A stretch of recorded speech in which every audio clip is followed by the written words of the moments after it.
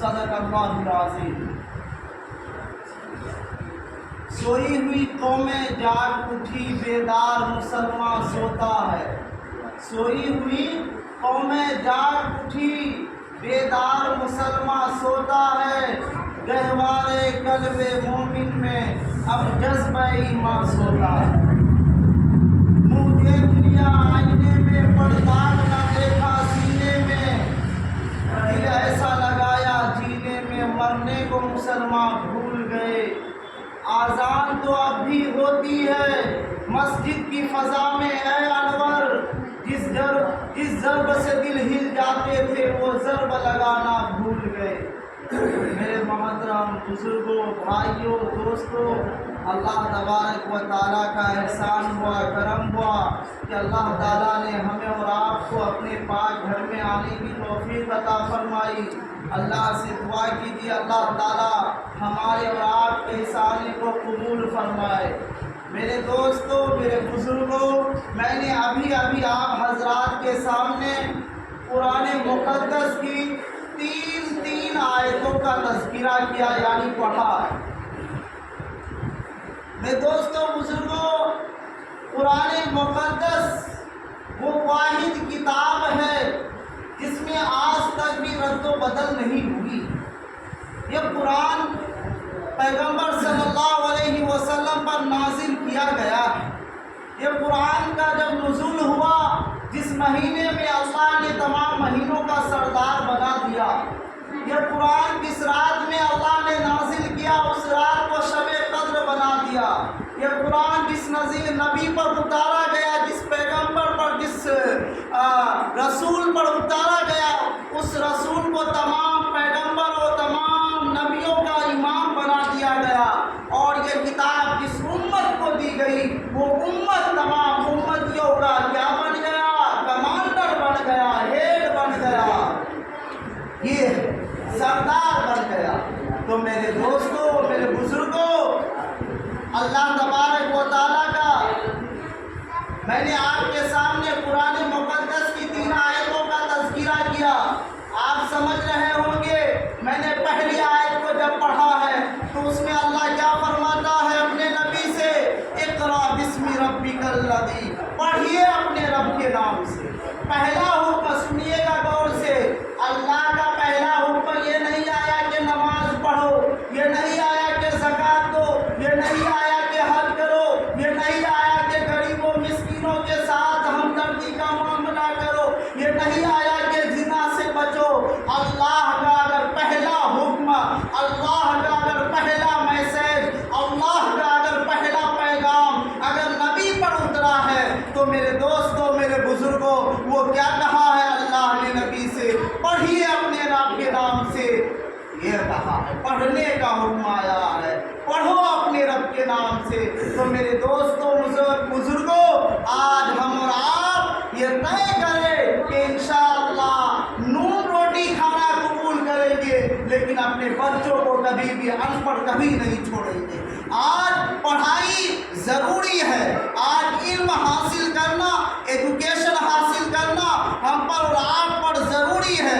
آج جس دیش میں ہم رہتے ہیں، جس سماج میں ہم رہتے ہیں، جہاں ہم بستے ہیں، وہاں اگر کسی چیز کی سب سے بڑی ضرورت ہے تو وہ پڑھائی کی ضرورت ہے، علم کی ضرورت ہے۔ تو میرے دوستوں، آج سماج کا نوجوان، آج سماج کی بچی، آج سماج کا بیٹا آج ان پڑھوں کی طرح بیٹھا ہوا ہے، آج جاہل گواروں کی طرح ادھر سے ادھر پھر رہا ہے۔ آپ سے میں گزارش کرتا، آپ سے میں درخواست کرتا، اپنے بچوں کو پڑھاؤ، علم دلاؤ، علم سکھاؤ، یہ سب سے بڑی دولت ہے۔ اور کس کے نام سے؟ کیا علم؟ کہ بچہ جیسے پیدا ہوا، 6-7 سال کا پہنچا، بھیج دیے اس کو اسکول، بھیج دیے اس کو کالج، بھیج دیے اکیڈمی، جہاں پر دینی پھیلی ہوئی ہے، جہاں پر دینداری کی کوئی باتیں نہیں ہے، جہاں پر قرآن کی مداخلت کی جا رہی ہے، جہاں پر رسول کے اوپر کیچڑ اچھالا جا رہا ہے۔ اللہ وہ نہیں کہا ہے، بلکہ اللہ کہا ہے پڑھنے کا، تو یہ پڑھنے کا کہا ہے، پڑھو اپنے رب کے نام سے، پڑھو تو دینداری کے بارے میں، پڑھو تو شریعت کے بارے میں، پڑھو تو علم حاصل کرو تو قرآن کے بارے میں۔ میں یہ نہیں کہتا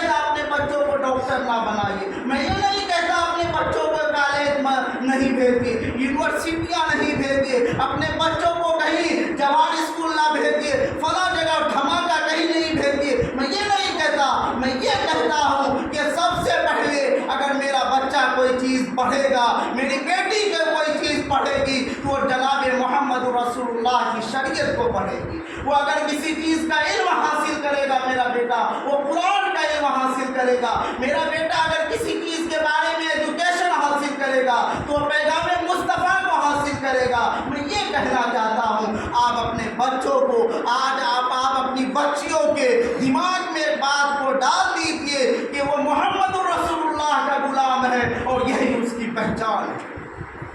یہ ہے اللہ کا پہلا حکم کہ پڑھیے اپنے رب کے نام سے۔ آج گاؤں کا بیٹا، آج سماج کا بیٹا، آج سماج کی بچی، سماج کی بچیاں آج دیکھو تو دینداری کے نام پر کچھ نہیں۔ آج اس کے پاس بہت ساری ڈگریاں ہیں، بڑے بڑے ڈگری ہولڈر سے ملیں گے آپ سماج میں، سوسائٹی میں پائیں گے میرے دوستو، لیکن اگر نہیں پاؤ گے تو قرآن نہیں پاؤ گے اس کے سینے میں، اگر نہیں پاؤ گے تو اس کے سینے میں محمد رسول اللہ کی محبت نہیں پاؤ گے۔ آج نوجوان بولتے ہیں کہ محمد رسول اللہ کیا ہے، آج تو بہت سارے لوگ جانتے بھی نہیں ہیں بھائی محمد رسول اللہ کیا کرنے آئے تھے، محمد رسول اللہ صلی اللہ علیہ وسلم کے آنے کا مقصد کیا ہے، آنے کا بیست کا آنے کا مقصد کیا ہے، محمد رسول اللہ آئے کیوں تھے۔ میرے دوستو آج ہم دینداری میں بہت پیچھے ہیں، پھر کہتے ہیں حالات کیسے چینج ہو، حالات کیسے نہیں چینج ہو رہا ہے، حالات کیوں نہیں چینج ہو رہا ہے، آخر کیوں کر کے چینج ہوگا جبکہ ہم نے آقا کو چھوڑ بیٹھے، جبکہ ہم اپنے نبی کو چھوڑ بیٹھے، اپنے رسول کی پاک کتاب کو چھوڑ بیٹھے، ہم نے اللہ کے حکم کو چھوڑ بیٹھا ہے۔ میرے دوستو، میرے بزرگوں، آج 2-4 منٹ لیٹ صحیح کچھ باتیں ہم آپ کو اہم کہنے چلے ہیں۔ میرے دوستو، آج مسلمان اتنا بددین ہو چکا ہے، اس کا ضمیر اتنا سڑ چکا ہے، اس کا دل اتنا بولے کہ پلید ہو چکا ہے، ناپاک ہو چکا ہے۔ ایک چاند دیکھ کر کے مسجد کو آباد کرتا ہے تو دوسری چاند دیکھ کر کے مسجد کو ویران کرتا ہے۔ کہاں گئے؟ کیا تم گائے کا گوشت کھانے والے مسلمان پیدا ہوئے ہو، یا صرف عید کے دن ہچھا پوتی میں جا کر کے نمبریں لگاؤ گے اور کہو گے ہم مسلمان ہیں؟ ایسی لعنت ہو ایسے لوگوں پر جو کہ دعوے ٹھوکے کہ ہم مسلمان ہیں۔ آج تم مسجد کو ویران کر بیٹھے۔ آج جب تراویح کی نماز ہوتی ہے میرے دوستو، یہ دل کہتا ہے ہائے افسوس کہ لوگ کہاں جا رہے ہیں۔ آج یہ مسجد کے، آج یہ سرستی مسجدیں، یہ ویران وضو خانے ہمارے اور آپ کے انتظار میں ہے۔ یہ مسجد پکارتی ہے اور لوگوں پورے 12 مہینے کو رمضان بنا لو، اے لوگوں تم کامیاب ہو جاؤ گے۔ تم جیسے تراویح میں آتے تھے، جیسے تم رمضان میں جمعہ میں آتے تھے بھرپور تعداد میں، مغرب میں آتے تھے، عشاء میں آتے تھے، فجر میں آتے تھے، جیسے تم اماموں کے پیچھے کبھی خالی نہیں چھوڑتے تھے، کیا کہتے تھے؟ رمضان ہے، رمضان ہے، تم 11 مہینے کو رمضان بنا لو، تم کامیاب ہو۔ یہ ہے مسجد کی پکار، یہ ہے مسجد کی صدا، لیکن یہ مسلمان اتنا بددین ہو چکا ہے کہ مسجد سے اسے وابستہ نہیں ہے، مسجد سے محبت نہیں ہے۔ اس لیے میرے دوستو، مسجد سے محبت ہونی چاہیے۔ مسجد ہمارا گھر ہے، یہ ایمان جو دل میں ہے نا، یہ ایمان کا ٹرانسفارمر ہے، یہ تو جب تک یہ چلتا رہے گا تب تک ہم رہیں گے۔ یہ جس دن ویران ہو گئی، جس دن اس کو آباد کرنا چھوڑ دیں گے، یہ مسجدیں ہمیں بھولے گی تو یاد رکھو اللہ بھی ہمیں بھول بیٹھے گا، اللہ بھی ہمیں چھوڑ بیٹھے گا۔ میں نے آپ کو آج پہلا میسج، پہلا پیغام یہ دیا، انشاءاللہ ہم عمل کریں گے کہ اپنے بچوں کو پڑھائیں گے اور دینداری کو اختیار کریں گے، مسجد کو کبھی ویران نہیں چھوڑیں گے۔ یہ میں نے آپ کو پہلا پیغام دیا۔ میں نے پھر دوسری آیت کو پڑھا ہے آپ کے سامنے۔ اللہ فرماتا ہے کہ وَاعْتَصِمُوا بِحَبْلِ اللَّهِ جَمِيعًا وَلَا تَفَرَّقُوا۔ یہ قرآن کیا کہتا ہے؟ اے لوگو، اللہ کی رسی کو مضبوطی سے تھام۔ اللہ کہتا ہے، یہ ہم اور آپ نہیں کہ ہماری بات نہیں ہے، یہ کوئی نمازی صاحب کی بات نہیں ہے، یہ کبھی کوئی مقتدی صاحب کی بات نہیں ہے، بلکہ ہمارا اور آپ کا اللہ کہتا ہے اے لوگو، مسجد کو، اللہ کی رسی کو مضبوطی سے تھام لو، تفرقہ بازی نہ پھیلاؤ، ادھر ادھر نہ بھٹکو، اللہ کی رسی کو تھامو۔ تو کیا ہم اور آپ قبول نہیں کریں گے اللہ کی رسی کو تھامنے کے لیے؟ اس لیے طے کیجئے کہ جب تک اس دنیا میں رہیں گے، جب تک سانس چلتی رہے گی، اس وقت تک اے بارے الہ، اے اللہ رب العزت کی، ہم مسجد کو کبھی ویران نہیں کریں گے۔ اللہ کی رسی کے مضبوطی کو تھامنے کا یہی مثال ہے۔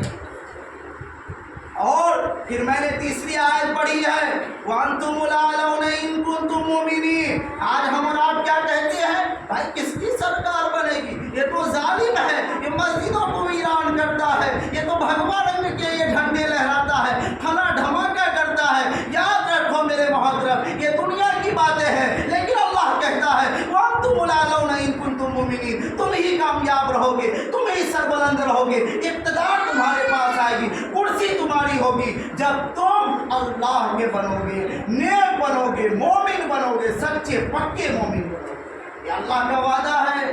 ہم اور آپ سچے پکے مومن بنتے نہیں تو میں نے آپ کو ابھی 3 آیت کے ذریعہ پیغام دیا ہے۔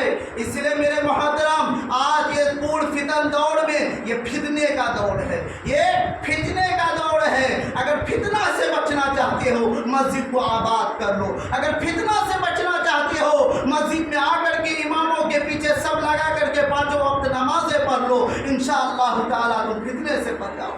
یہ ہے فتنے کا۔ اب میں تیسری باتیں کہنے چلا ہوں۔ 2 باتیں آپ کے سامنے رکھا، اب تیسری باتیں میرے دوستوں، میرے بزرگوں، آج یہ نوجوان کثیر تعداد میں ہے، یہ نوجوانوں سے میں خطاب کرتا ہوں۔ اے نوجوانوں، اگر سماج کو کوئی سدھارنا چاہے، یہ بوڑھا سدھارنا چاہے جس کی داڑھی پک چکی ہے، یہ بوڑھے کی بس کی بات نہیں کہ سماج کو سدھار سکتا ہے، کیونکہ کسی کو بیماری ہے، کوئی تو چل نہیں سکتا ہے، کوئی بول نہیں سکتا ہے، یہ سماج کو کیسے سدھار سکتا ہے؟ اگر ماں بہنیں چاہے سماج کو سدھارنے کے لیے، وہ بھی نہیں سدھار سکتی ہے، کیونکہ ماں بہنیں پردہ ہے، عورت پردہ میں رہنے کی جگہ ہے، وہ سدھار نہیں سکتی ہے۔ لیکن ایک طبقہ وہ ہے جس کو اللہ نے جوانی عطا کی، جس کو اللہ نے جوانی، غور سے سنیے گا، جس کو اللہ نے جوانی عطا کی ہے۔ یہ نوجوان اگر سدھر جائے، یہ نوجوان اگر مسجدوں کو آباد کرنے والا ہو جائے، جس کی عمر 15 سال ہے، 18 سال ہے، یہ سڑکوں پر عشاء کے وقت گھومتے ہیں، یہ 0 مائل میں گھومتے ہیں، یہ جا کر کے بریانی کی دکانوں میں چکرے کاٹتے ہیں، اگر یہ مسجد میں آ جائے، خدا کی قسم سماج سدھرے گا، سماج میں کبھی بگاڑ پیدا نہیں ہوگا۔ میرے دوستوں، میرے بزرگوں، آپ سوچتے ہوں گے یہ مولوی صاحب ایسے اٹھنگا پٹنگا باتیں کرتا ہے، میں آپ کو لے کر جاتا ہوں۔ آئیے 1400 سال پہلے جاتے ہیں مکہ، جب مکہ کی زمین سے پوچھتے ہیں ایک خانہ کعبہ جب تم میں اذان نہیں ہو رہی تھی تو کس کے بلبوتے پر، کس کی برکت سے اذان ہوئی تھی؟ تو مکہ کی کعبۃ اللہ چیخار اٹھتی ہے، پکار ہوتی ہے، اے لوگوں، جب ہمارے اندر اذان نہیں ہو رہی تھی تو ایک شخص تھا جس کی برکت سے خانہ کعبہ میں اذان ہوئی اور ابھی بھی ہو رہی ہے اور قیامت تک ہوگی۔ کون تھے وہ نوجوان؟ آئیے وہ نوجوان سے پوچھتے ہیں۔ حدیث جو لوگ سنتے ہیں تو خوب یاد ہوگا وہ نوجوان کا نام، انشاءاللہ تعالی۔ وہ نوجوان کا نام کیا ہے؟ حضرت عمر رضی اللہ عنہ۔ جانتے ہیں وہ نوجوان ہے۔ آج یہ نوجوان ادھر ادھر پھر رہا ہے۔ وہ نوجوان تھے اس وقت جب تو وہ گمراہی میں تھے، ایمان قبول نہیں کیے تھے، پچھلے دین پر تھے، تو اللہ نے دعا کیا، اے بارے الہ، اللہ نہیں، لا حول ولا قوت، نبی صلی اللہ علیہ وسلم دعا کیے، اے بارے الہ، اے میرے اللہ، اے میرے پالنہار، حضرت یا تو عمر رضی اللہ عنہ یا تو ابو جہل، دونوں میں سے کسی کو اسلام عطا فرما، اسلام قبول کرنے کی توفیق دے۔ اللہ نے نبی کی دعا کو قبول کیے، حضرت عمر کو ایمان کی دولت سے مالا مال فرمایا۔ جس دن حضرت عمر ایمان کو قبول کیا، وہ نوجوان مکہ میں جب پھرتا تھا تو میرے دوستو خانہ کعبہ میں بھی اذان شروع ہوئی، اور وہ نوجوان جب کسی گلیوں سے گزرتے تھے حضرت عمر رضی اللہ عنہ، شیطان بھاگ جاتا تھا۔ آج دعا کرے یہ نوجوان، یہ ٹوپی والے نوجوان جس کی سال 18 ہے، جس کی عمر 18 ہے، 15 ہے، یاد رکھو نوجوانوں، آج دعا کرو، اے اللہ ہمیں وہ جوانی دے جو جوانی عمر کی جوانی سے میل کھا جائے، جو جوانی حضرت ابو بکر صدیق کی جوانی سے میل کھا جائے۔ یاد رکھو سماج سدھرے گا، سوسائٹی سدھرے گی۔ یاد رکھو یہ سماج کو اگر سدھارنا چاہتے ہو، یہ نوجوان مسجد میں آؤ، جیسے ہمارے بوڑھے آتے ہیں مسجد میں، اسی طرح یہ نوجوان آ جائے۔ یاد رکھو یہ مسجد تو آباد تو ہوگی ہی، لیکن یہ سماج کبھی بھی غلط راہوں پر نہیں جائے گا۔ یہ سماج کا بیٹا، یہ سماج کا بیٹی اگر سدھر جائے تو ہم انشاءاللہ اللہ سے امید ہے کہ اللہ سدھرنے کی توفیق عطا فرمائے گا۔ मैंने वक्त होने को है, मैंने आपके सामने मेरे दोस्तों ये दिल कह रहा है, ये दिल कह रहा है ये नौजवान आ जाए। इसलिए मैं आपसे कहता हूँ, आप कहीं जाते हैं घूमने के लिए, फिरने के लिए, तो टीम बनाते हैं, 4 लड़का 5 लड़का 6 लड़का, ये मस्जिद के लिए भी टीम बना लो, कहीं खुदा ये मस्जिद के लिए भी टीम बनाओ नौजवानों, तो याद रखो दुनिया आबाद तो होगी ही, आखिरत आबाद हो जाएगी। आज 4 दिन सिगरेट पीता है नौजवान, वो तो आदत हो गई है, लत लग चुका है, क्या हो गया, चस्का लग चुका है। लेकिन ये कान कभी नहीं सुना कि पूरे रमजान नमाज पढ़े और ईद के बाद बोले कि हजरत, ईद के बाद किसी मस्जिद के आदमी से कहे, जमाती साहब से कहे, कोई आज आम आदमी से कहे कि भाई हमने नमाज पूरे रमजान भर पढ़ा, हमें चस्का लग गया। आज कोई है ऐसा सुनने को मिला है आज तक? ये सिगरेट ना पिए, छोड़ने का मन नहीं करता है, वो दारू ना पी तो चले चस्का लग गया है, फला दुकान में जाकर के रजनीगंधा नहीं खाते हैं तो मन ही नहीं लगता है, चाय सोडा बार नहीं जाते हैं एक मरतबा, मन ही नहीं लगता है। कहाँ गए नौजवान? ये नौजवानों आज मस्जिद आ जाओ, तुम कामयाब हो जाओ।